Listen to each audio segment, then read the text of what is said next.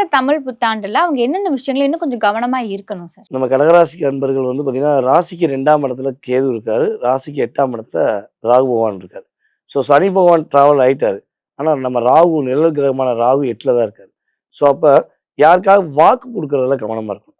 நான் பார்த்துக்கிறேன், நான் முடிச்சு தரேன் அப்படின்னு கடகராசிக்காரங்க எக்காரணத்த கொண்டும் இவங்க இயல்பாகவே வந்து பார்த்தீங்கன்னா, ஒரு மனிதாபிமானத்தில போய் உதவி செஞ்சுருவாங்க. அதனால தான் நெறைய பிரச்சனைய சந்திக்காங்க.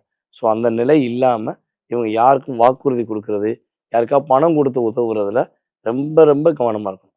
ஏன்னா குடுத்த பணம் திரும்ப வராது. ஏற்கனவே இவங்க பல நண்பர்களுக்கு, உறவுகளுக்கு பணம் குடுத்துட்டு இவங்க கஷ்டப்பட்டுட்டு இருக்காங்க. ஸோ இந்த காலகட்டங்கள்ல எக்காரணம் கொண்டு அந்த வேலைய செஞ்சிடக்கூடாது.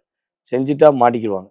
அதுக்கடுத்து வந்து பார்த்தீங்கன்னா, இன்னொரு விஷயம் 8ல ராகு இருக்கிறனால, இந்த வண்டி வாகனங்கள்ல போகும்போது நிதானமா போ வேண்டிய கட்டாயம் இவங்களுக்கு இருக்கு.